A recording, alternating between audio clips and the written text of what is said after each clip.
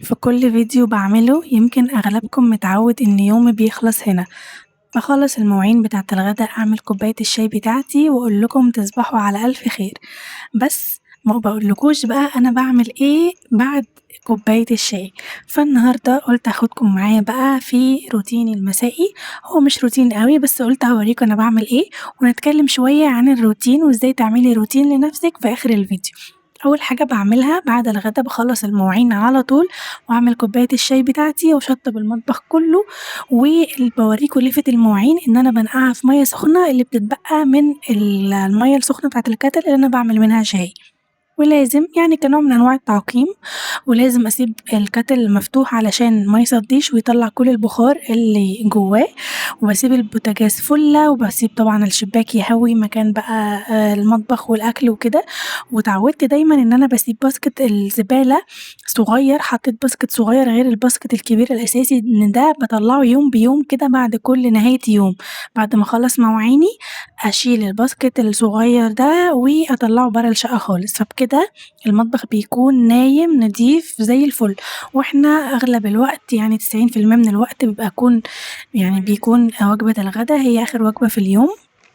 مش بنتعشى لان احنا اصلا بنتغدى 6:30 7، فمش بيبقى فيه وقت للعشاء الا نادرا بقى يعني في الويك اند مثلا او لو عندي ضيوف او الكلام ده. وهنا بقى بيبدأ الجزء اللي بحبه من يومي، الجزء اللي مفيهوش تنظيف ولا مواعين ولا ورايا حاجات لازم تتعمل. هنا خلاص ببدأ أفصل من اليوم، بقعد مع بنتي شوية نلعب ونلون نعمل الهوم وورك نتكلم نتفرج على فيلم نفتح كرتون، يعني حاجات بسيطة كده بنعملها مع بعض، ده جزء من روتيننا. بلم الغسيل في نهاية اليوم واطبقه وانا بتفرج على التلفزيون وهي بتلعب حواليا. ممكن جدا اليوم يعدي من غير ما نعمل أي حاجة مميزة، بس يمكن هي دي الفكرة أصلا إن مش كل وقتنا لازم يكون فيه إنجاز، والوقت بيعدي على كده وبيخلص اليوم. لكن ده الروتين اللي بنعمله معظم الأيام، لكن في أوقات تانية بنكسر الروتين، بنروح مثلا عند تيتا، بنروح عند حد من صحابنا، نروح مشوار، نخلص حاجة ورانا برا البيت، نروح مثلا كيدز اريا. وأوقات أي مشوار ببقى محتاجة أعمله خلال اليوم بحطه في الوقت اللي هو بعد الغدا وبعد مثلا المغرب في التوقيت الحالي. باكون بقى خلصت خلاص، يعني أنا مش بيبقى عندي وقت أصلا في الفترة بتاعة الصبح دي إن أنا أروح أي مشوار وشمس وحر وفرهدة، لأن هي توتي بتروح الحضانة الصبح بتيجي الساعة 2، بكون أنا في الوقت ده خلصت شغل البيت وعملت الغدا. هي بتيجي بقى بتبدأ روتين ليها، بتاخد شاور بتاكل حاجة بسيطة تدخل تنام، فبتصحى مثلا بعدها ساعة ونص ساعتين، فبيبدأ بقى بابانا يجي من الشغل نعمل الغدا وناكل أو نسوي الأكل أنا اوريدي بكون مجهزاه وناكل، وبيبتدي بقى روتيني المسائي. فمش بيبقى عندي خلال اليوم اللي هو الصبح أي وقت إن أنا أروح فيه أي مشوار أو أروح مثلا زيارات عائلية أو كده، فبأجل كل ده لبالليل بكون بقى خلصت كل واجبات البيت اللي ورايا. بس أهم قاعدة عندي إن أنا بخلص أي حاجة ورايا برا البيت أو جوه البيت في الروتين المسائي، إن أنا أرجع البيت أكون في البيت مثلا يعني بالكتير قوي الساعة 10:30. يعني أنا لو في البيت خلاص احنا الساعة 9:30 بنبتدي نقفل البيت، ولو مثلا لعبنا زي ما انتوا شايفين كده بنلم اللعب ورانا، بقفل شبابيك البيت كلها. مهم جدا نشيل مثلا الفيش والكلام ده، وعود توتي ان هي تلم اللعب بتاعتها مكان الملعبت، وندخل الساعة 10. انا بحب يعني عاملة لها وقت للنوم اللي هو الساعة 10 هي لازم تدخل تنام، لازم في الوقت ده تكون على السرير وبتنام خلاص. إلا بقى في ويك إند أو عندنا ضيوف أو مثلا إحنا برا البيت في مشوار مهم أو كده اتأخرنا ساعة 2،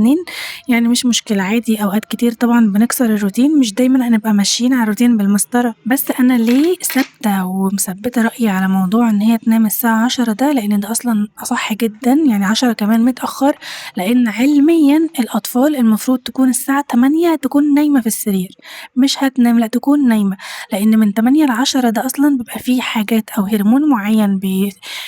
بيفرز في مخ الأطفال بيساعدهم على النمو وتنشيط الذاكرة، وحاجات كتير قوي كده بتحصل في مخ الأطفال في الفترة دي. فده مش كلامي والله، ده كلام دكاترة أطفال وأبحاث علمية وحاجات كده، أنا بحب أقرأ شوية عن الكلام ده. فأحسن حاجة أعملها إيه؟ إن أنا خليت إن الساعة 10 تمام ده خلاص آخرنا، مينفعش نفضل صاحيين لبعد كده إلا بقى في حالات معينة، بس ده في العادي بتاعنا. وعلشان أنا واحدة محسوكة شويتين باحب دايمًا قبل ما أنام كده ألِم الدنيا علشان أصحى على بيت نضيف ومترتب كده وتبقى بداية يوم مشرقة كده فيها تفاؤل شوية، فباخلّيها تساعدني، يعني إحنا دلوقتي كنا بنلعب على الترابيزة فهي عشان تلوِّن وتسند الكراسة بتاعتها شالت كل حاجة من على الترابيزة علشان تعرف تلعب ما عنديش مشكلة، بعد ما بنخلّص بقى بنعمل بنرجّع كل حاجة مكانها، مرة هي تعمل، مرة أنا أعمل، مرة بنعمل سوا، مرة مش بتحب تعمل خالص. فيعني باحاول على قد ما أقدر أشجّعها وأخلّيها تساعدني في الحاجات دي عشان هي كمان تكبر متعوّدة إن البيت دايمًا نضيف ومترتّب وكل الكلام ده. وهو كده كل الأمهات طبيعي إن هي بتحط الروتين بتاعها بناءً على أطفالها، أكيد بيناموا إمتى وبيصحوا إمتى، بياكلوا الساعة كام وبياكلوا إيه والكلام ده شيء صحّي ليهم يعني أكتر، وزي ما أنتم شايفين التكرار والتعوّد هي خلاص اتعوّدت إن ده وقت النوم، فبتساعدني بقى هي عارفة إحنا بنعمل بنلِم اللعب، بنرتّب مكان ما إحنا كنا قاعدين، نقفل الأنوار، تدخل على الأوضة بتاعتها وده خلاص كده وقت النوم، وهنا بقى هابتدي أكلّمكم عن الروتين وإزاي تحطّي روتين مناسب ليومِك وبيتِك أنتِ مش أي روتين وخلاص. أنا زمان كنت باحس إن لازم طول اليوم أكون باعمل حاجة، أنضّف، أطبخ، أرتّب، أخلّص اللي ورايا، وحتى لمّا أخلّص أفضل أفكّر في الحاجة اللي لسه ما خلّصتهاش، لحد ما فهمت إن الإنسان محتاج وقت يكون فيه بس موجود، وقت يعيش اليوم من غير ما يكون مطالب إنه ينجز أي حاجة. علشان كده الروتين بقى مهم جدًا بالنسبة لي، مش علشان حياتي تبقى ماشية بالدقيقة، ولا علشان كل يوم يبقى نسخة من اليوم اللي قبله، بالعكس أنا باحب الروتين لإنه بيديني إحساس إن أنا عندي نقطة أرجع لها، عارفة إن اليوم مهما كان طويل ومتعب في الآخر في وقت هادي ليا ولعيلتي في نهايته، وفي لحظة هاقفل فيها باب المسؤوليات شوية، هاقول خلاص بقى كفاية لحد كده النهارده ونكمل بكرة. الحلو في الروتين إنِك مش محتاجة تعملي روتين مثالي، مش لازم تصحي الساعة 5 الصبح مع الديك، ولا تعملي ماسك ولا تقري كتاب ولا تعملي 10 حاجات عشان تقولي أنا عندي روتين، روتينِك ممكن يكون أبسط من كده بكتير، ممكن روتينِك يبقى إنِك بعد ما الولاد يناموا تعملي مشروب بتحبيه، تقعدي 10 دقايق في هدوء، ممكن يبقى إنِك تقفلي الموبايل شوية، تقعدي مع جوزِك، ممكن تتفرجي على حاجة بتحبيها، تقري كام صفحة، وممكن جدًا يكون روتينِك إنِك تنامي بدري وخلاص، المهم إنِك تختاري حاجة تناسب حياتِك أنتِ مش حياة حد تاني، لإن إحنا ساعات بنشوف روتينات الناس ونحس إن حياتنا ناقصة، نشوف واحدة عندها روتين صباحي كامل، وواحدة عندها روتين مسائي طويل، واحدة بتعمل كل حاجة في يومها، فنبدأ نحس إن إحنا لازم نعمل زيهم. بس الحقيقة إن ما فيش روتين واحد هينفع لكل الناس، الروتين الحلو هو اللي بيريحك مش بيتعبك،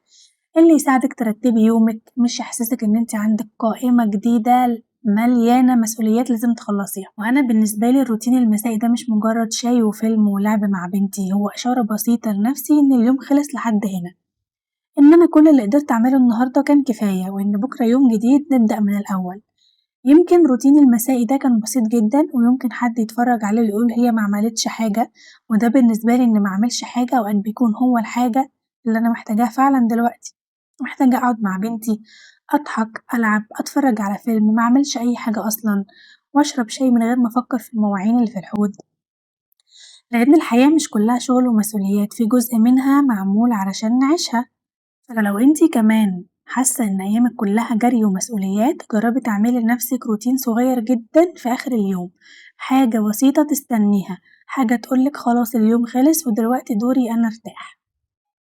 ومش شرط علشان أنا واحدة مثلًا باعمل روتين تنضيف كل خميس، أنتِ كمان تعملي روتين تنضيف كل خميس لو ده مناسب معاكِ ما فيش مشكلة، لكن في ناس مثلًا أجازتها بتبدأ من يوم الأحد، فطبيعي إن أنا مثلًا هابدأ روتين قبلها بيوم أو في نفس اليوم، فالخميس مش مناسب معايا، المهم إن أنتِ تاخدي الفكرة وتطبقيها على نظام بيتِك أنتِ وعلى وقتِك وأولوياتِك أنتِ.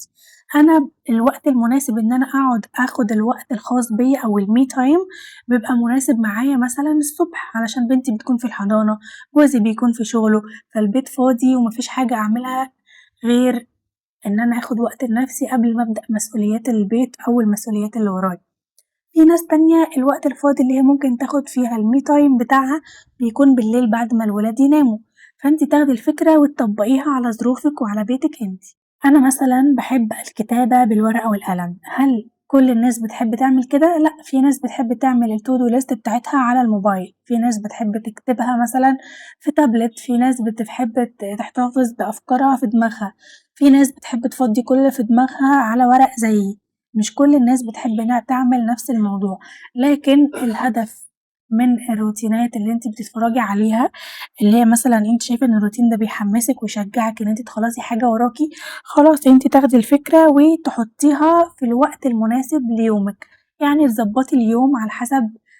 أولوياتِك وعلى حسب نظام والسيستم بتاع بيتِك إمتى. أنا واحدة باصحى مثلًا يوميًا 07:30، 08:00 بالكتير وورانا بقى من هنا بيبتدي الروتين اليوم. في ناس يومها بيبدأ من الساعة 05:00 وفي ناس بيبدأ يومها مثلًا من 11:00 و12:00 فأنتِ على حسب بتصحي إمتى تبدئي تحطي روتينِك وتقسّمي يومِك، روتين الصبح، روتين الضهر، روتين مسائي وهكذا، وتحطي أولويات الحاجات اللي أنتِ ناوية تخلّصيها في اليوم ده. الروتين عمره ما كان ضغط أبدًا، بالعكس هو نظام اتعمل علشان يريحِك أنتِ، فأنتِ لو واحدة بتحبي مثلًا العشوائية أو إن أنتِ كل يوم تعملي حاجات ما لهاش علاقة ببعض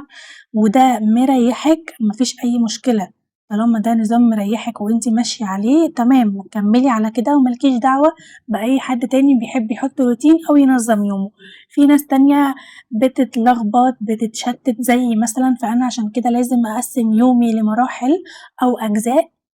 وعلشان كده لازم أعمل روتين أمشي عليه، أنا واحدة من الناس لمّا باطلع عن الروتين بتاعي ده باحس بتوتر وبضيق نفس كده وإن أنا عايزة أرجع لروتيني بسرعة علشان أهدى،